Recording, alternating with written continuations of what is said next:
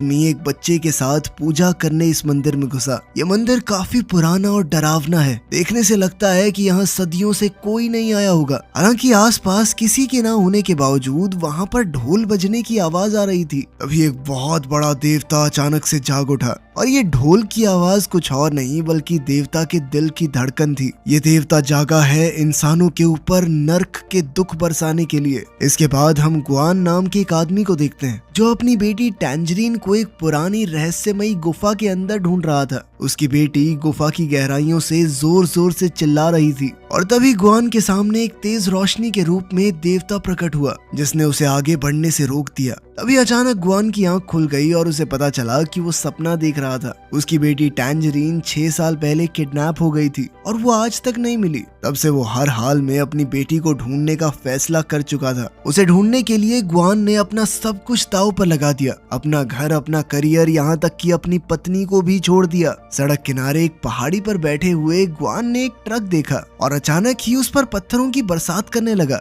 बिल्कुल बढ़िया निशाना लगाते हुए। इन पत्थरों से ट्रक की विंडशील्ड टूट गई और ट्रक क्रैश हो गया। तभी गुआन नीचे उतर के गया और उसने ड्राइवर पर हमला किया, ये पूछते हुए कि उसकी बेटी कहाँ है। तभी ड्राइवर के साथी ने गुआन के सर पर जोरदार हमला किया जिसके बाद वो वहीं घायल होके गिर पड़ा। ड्राइवर और उसका साथी बचते हुए पैदल ही वहां से भाग गए। कुछ देर बाद जब गुआन को होश आया तो उसने ट्रक का पिछला दरवाजा खोला तो उसने देखा कि अंदर बहुत सारे बच्चे पिंजरों में बंद हैं। इस बात से पता चला कि गुआन ने किसी तरह से बच्चों की तस्करी करने वाले गिरोह का पता लगाया था और फिर सोच समझ के ही उनकी गाड़ी पर हमला किया। अपनी बेटी को ढूंढने की उम्मीद में उसने सभी पिंजरे देखे लेकिन टैंजरीन को ढूंढने में वो नाकामयाब रहा। तभी वहां पुलिस आई और देखने में ऐसा लगा कि गुआन ही बच्चों की तस्करी कर रहा है। इस आरोप में पुलिस ने उसे पकड़ लिया। पुलिस की गाड़ी में पीछे हथकड़ियों में बंद गुआन को नींद आ गई और फिर से उसे सपने में अपनी बेटी दिखाई दी। इस बार टैंजरीन काली दलदल सी बेलों में बंधी हुई थी। अचानक गुआन की आंख खुली तो उसने देखा कि पुलिस ने उसकी जेब से टैंजरीन की फोटो निकाल ली है। इस बात से वो बहुत गुस्से में आ गया और पुलिस वाले को पीट कर फोटो वापस ली,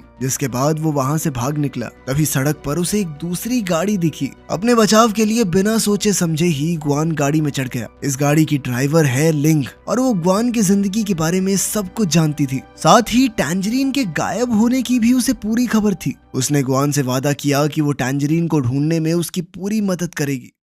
इसके बाद कहानी फिर से पुरानी सदी में पहुंच गई जहां कॉन्ग नाम का एक योद्धा कुछ हमलावरों से बचकर भाग रहा था। इन हमलावरों का लीडर एक बूढ़ा आदमी है। जैसे ही कॉन्ग एक पहाड़ी की चोटी पर पहुंचा उसे इन लोगों ने घेर लिया। अब ये लोग कॉन्ग को पकड़ने ही वाले थे कि तभी वहां उसकी बहन आ गई और उसने कॉन्ग को बचाने के लिए उसे पहाड़ी की चोटी से धक्का दे दिया। धक्का देने से पहले उसने कॉन्ग को पश्चिम दिशा में जाने की सलाह दी और फिर वो अकेली ही उन सब से भिड़ गई। लेकिन किसी तरह से कॉन्ग वापस पहाड़ी पर चढ़ा तो उसने देखा कि उस बूढ़े आदमी और उसके लोगों ने उसकी बहन को मार डाला था। अब कॉन्ग गुस्से में अपना भाला निकाल कर उस बूढ़े आदमी को मारने के लिए आगे बढ़ा, लेकिन बुढ़े ने उसे चेतावनी दी कि अगर तूने मुझे मारा ना तो तू कभी भी लॉर्ड रेडमेन से नहीं बच पाएगा। ये सब सुनने के बाद भी कॉन्ग ने उसे मौत के घाट उतार दिया। ये हंगामा खत्म हुआ और अब कॉन्ग अपने दुश्मनों से भाग भाग कर थक चुका था। अब कॉन्ग ने एक बड़ा फैसला लिया, शहर जाकर अपने सबसे बड़े दुश्मन लॉर्ड रेडमेन को मारने का।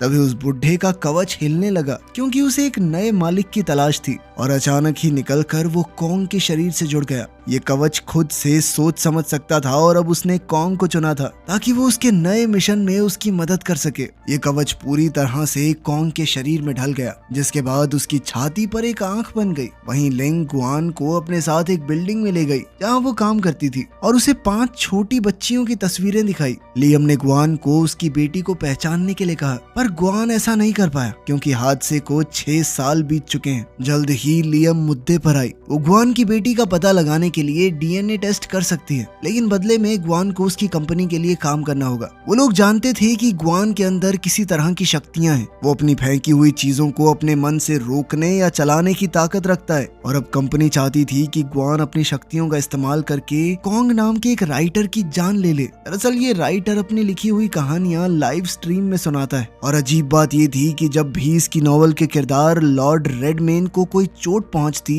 तभी लिंग की कंपनी के बॉस लीमू के साथ भी कोई ना कोई हादसा हो जाता। कंपनी ने हर एक तरीके से इस राइटर को रोकने की कोशिश कर ली लेकिन कोई फायदा नहीं हुआ। ग्वान को इस कहानी पर बिल्कुल भरोसा नहीं था लेकिन उसके पास कोई ऑप्शन भी नहीं है। वो अपनी बेटी को किसी भी हाल में बचाना चाहता है।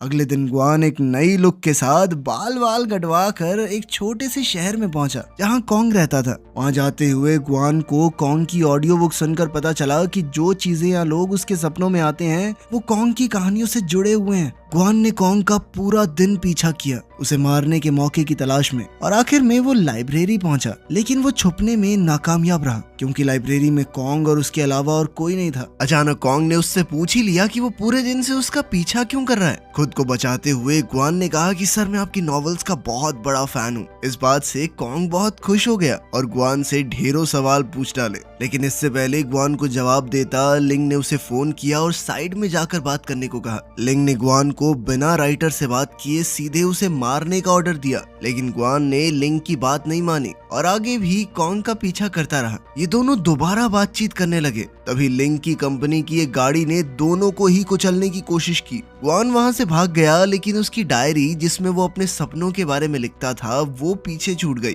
कॉन्ग ने जैसे ही वो डायरी पढ़ी तो उसे अचानक से एक आइडिया आ गया कि कैसे वो अपनी कहानी को आगे बढ़ाएगा। अब कहानी फिर से उस सपनों भरी दुनिया में वापस गई। कॉन्ग यहाँ एक शहर में है जहाँ कोई त्योहार चल रहा है। फेस्टिवल की इस जगह पर लॉर्ड रेडमेन का एक बहुत बड़ा स्टैचू है जहाँ इस देवता की पूजा हो रही है। इतने लोगों की भीड़ देखकर कॉन्ग हैरान है। तभी उस स्टैचू ने पास के एक गांव की ओर इशारा किया और सभी लोग अपने हथियार उठाकर उस तरफ भागने लगे। उसके कवच ने कॉन्ग को बताया कि लॉर्ड रेडमेन ने ऐसे ही बहुत से गांवों को खत्म कर दिया है। ये देवता खुद को पूजने वालों को लड़ाई के लिए उकसा रहा था। गांव वालों ने खुद को बचाने की बहुत कोशिश की लेकिन अचानक 3 ड्रैगन्स ने आसमान से एक जलता हुआ लावा उनके ऊपर बरसा दिया। साथ ही सैनिक आग लगे तीर उनके ऊपर बरसाने लगे जिससे पूरा गांव आग की लपटों में भस्म हो गया। फिर अगली सुबह लॉर्ड रेडमेन के पुजारी लाल कपड़ों में आकर बचे हुए गांव वालों को डराकर इस गांव पर कब्जा कर लेते हैं। इसके बाद कहानी वापस से वर्तमान में आती है। ग्वान जैसे ही नींद से उठा तो उसने एक होटल के कमरे में खुद को पाया और लिंग उसके सामने बैठी थी। लिंग ने उससे पूछा कि तुम्हें क्या सजा दी जाए अपना काम पूरा ना करने के लिए। कुछ ही देर में कॉन्ग इस होटल के बाहर आया और ग्वान की डायरी उसे वापस दी। साथ ही उसकी कहानी के लिए इंस्पिरेशन देने के लिए शुक्रिया अदा किया। अगले सीन में ग्वान कॉन्ग को मारने के लिए वॉक करने के बहाने उसे एक अकेली जगह पर ले गया। उनकी बातचीत के दौरान कॉन्ग ने बताया कि अपने सपनों की दुनिया में मुझे एक छोटी लड़की मिली थी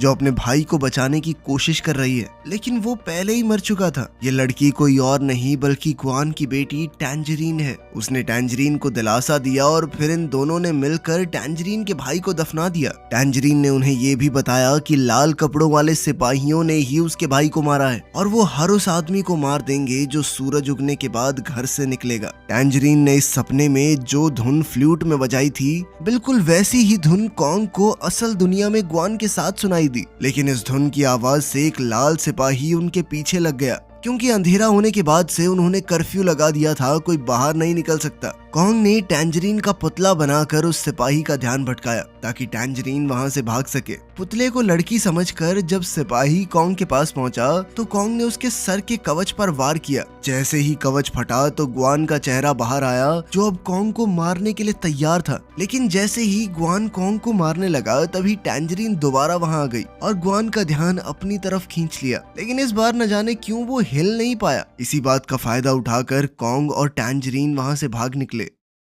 असल दुनिया में कॉन्ग ये सब लिख ही रहा था कि तभी ग्वान पीछे से उसके पास आया। ग्वान को यही सपने अपनी ख्याली दुनिया में दिखाई दिए थे जो अभी अभी कॉन्ग ने अपनी नॉवल में लिखे। ग्वान ने पत्थर उठाकर कॉन्ग पर हमला किया जिससे वो बेहोश हो गया और एक खड्डे में जा गिरा। वो वही धुन गुनगुनाते हुए अपना आखिरी वार करने कॉन्ग के पास आया जो कॉन्ग ने अपनी नॉवल में लिखी थी। लेकिन तभी रोड के बीचों बीच उसे एक बच्चे की आवाज आई जो वही धुन गुनगुना रहा था। लेकिन ये धुन उस बच्चे को पता कैसे हो सकती है? तो ग्वान सिर्फ अपनी बेटी के लिए गाता था। ग्वान ने उस बच्चे से पूछना चाहा कि ये तुमने कहाँ पर सुनी। बच्चा डर कर वहाँ से भागने लगा और उसका पीछा करते हुए ग्वान को वैसा ही लगा जैसा उस नॉवल में टैंजरीन और कॉन्ग का पीछा कर रहे लाल सिपाही को लग रहा था। खैर लड़का तो मौका देखकर भाग निकला लेकिन उसका पीछा करते हुए ग्वान गलती से एक छोटी सी पार्टी में पहुंच गया। हैरानी की बात ये थी कि इस पार्टी में ग्वान को टैंजरीन का किडनैपर मिल गया, जो अपने कुछ दोस्तों के साथ मस्त पार्टी कर रहा था। उनके बीच तुरंत लड़ाई शुरू हो गई और ग्वान ने अपनी शक्तियों का इस्तेमाल करके उन्हें हरा दिया। उसने किडनैपर से पूछा कि मुझे सच बता, मेरी बेटी कहाँ है। डरते हुए किडनैपर ने सच बोल ही दिया। पता चलता है कि टैंजरीन को किडनैप करते हुए उसे ड्रग की डोज थोड़ी ज्यादा दे दी गई थी, जिस वजह से टैंजरीन की मौत हो गई। जिसके बाद किडनैपर ने उसे बोरी में डालकर पहाड़ी के एक हिस्से में सड़ने के लिए छोड़ दिया। अपने गुस्से और दर्द से पागल होकर ग्वान उसका गला घोंटकर उसे मार देना चाहता था, लेकिन तभी लिंग वहां आ गई और फिर ग्वान को बेहोश करके अपनी गाड़ी में ले गई। जब ग्वान को होश आया तो उसने लिंग से कहा कि वो किडनैपर बोल रहा था, मेरी बेटी मार दी उसने।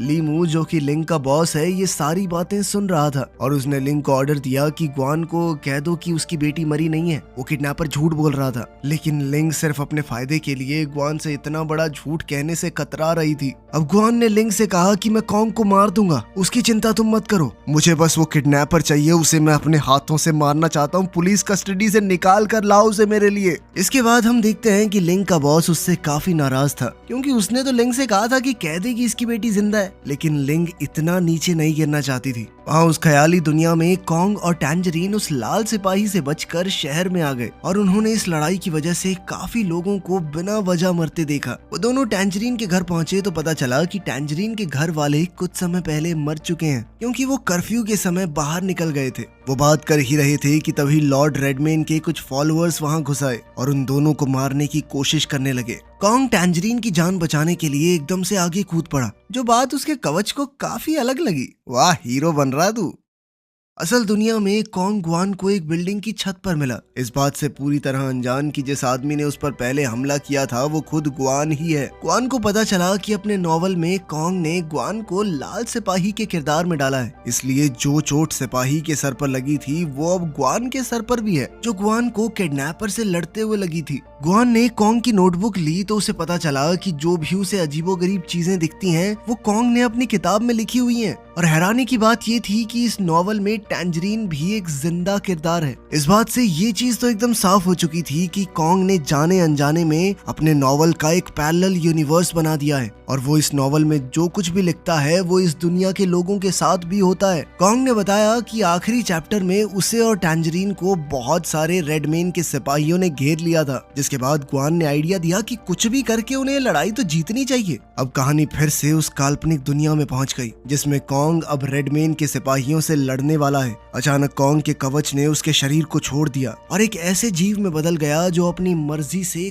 कोई भी हथियार बना सकता था। वो कवच भीड़ को चीरता हुआ आगे बढ़ रहा था। कॉन्ग भी लड़ाई में कूद पड़ा और जल्द ही उसे पता चला कि वो कवच उसके हिसाब से ही चलता है, क्योंकि कवच के अंदर कॉन्ग का खून मौजूद है। उसने कवच की छाती पर वार करके कहा कि मैं तुम्हारा मास्टर हूँ, समझे, मेरे हिसाब से चलना होगा। वहीं असल दुनिया में ग्वान ने लिंग को फोन करके बताया कि अब वो कॉन्ग को बचाएगा, अगर तुम्हारे अंदर दम हो मार के दिखाओ तुम लड़के को। उसने ऐसा इसलिए किया क्योंकि वो नॉवल में टैंजरीन को बचाना चाहता था। कुछ देर बाद अपनी बातचीत के दौरान कॉन्ग ने ग्वान को बताया कि उसके पिता और लीमू एक वक्त पर बिजनेस पार्टनर्स हुआ करते थे और फिर एक दिन अचानक कॉन्ग के पिता की एक एक्सीडेंट में मौत हो गई। लिंग उनकी बातें चुपचाप सुन रही थी और उसे समझ आया कि लीमू ने ही कॉन्ग के पिता को मारा है और अब अपनी सच्चाई को छुपाने के लिए वो कॉन्ग को भी मारना चाहता है। लिंग ने गुस्से में लीमू को फोन करके कहा कि मुझे सच्चाई बताओ, लेकिन लीमू ने कोई जवाब न देते हुए फोन काट दिया। कुछ देर बाद जब लिंग अपनी गाड़ी की तरफ वापस जा रही थी तो अचानक ही लीमू के एक आदमी ने उसे बिजली का झटका देकर गाड़ी की पिछली सीट पर डाल दिया। वहीं ग्वान और कॉन्ग अब लाइब्रेरी की तरफ गए, जहां कॉन्ग अब अपनी नॉवल का आखिरी हिस्सा लिखने वाला था और उधर ग्वान पूरी तरह से तैयार था कि कोई भी अगर बीच में रुकावट डालने की कोशिश करेगा तो वो बचाएगा कॉन्ग को। वहीं उस ख्याली दुनिया में कॉन्ग और टैंजरीन रेडमेन के महल में पहुंचे, जहां उन्हें हजारों की तादाद में लाल सिपाही पुतले बने हुए दिखाई दिए। कॉन्ग को पता चला कि रेडमेन के लोग इसी वजह से कर्फ्यू लगा देते थे, क्योंकि सूरज ढलने के बाद ये लाल सिपाही पुतले बन के बैठ जाते हैं। इसी दौरान अचानक लीमू के गुंडे लाइब्रेरी पहुंच गए और ग्वान ने अपनी शक्तियों का इस्तेमाल करके उनका सामना किया, लेकिन लीमू के गुंडे के पास बिजली को कंट्रोल करने की शक्ति थी। उसने ग्वान पर पानी फेंककर उसे फर्श पर गिरा दिया और गिरे हुए पानी से उसे बिजली का तेज झटका दिया। ग्वान उससे सीधे तौर पर नहीं लड़ पा रहा था तो वो छुप गया। उसने मौका देखकर रबड़ के ग्लव्स पहनने के बाद ही उस पर अटैक किया ताकि उसे बिजली का झटका न लगे। फिर ग्वान का सामना एक दूसरे हमलावर से हुआ जो काफी ज्यादा ताकतवर था और ग्वान उसकी ताकत के सामने टिक नहीं पाया। उसकी किस्मत अच्छी थी कि लिंग किसी तरह खुद को छुड़ाकर उसकी मदद करने आ पहुंची थी। अब इन दोनों ने मिलकर हमलावर का सामना किया और उसे मार डाला। काल्पनिक दुनिया में कॉन्ग और टैंजरीन आखिरकार लॉर्ड रेडमेन के पास पहुंच चुके थे,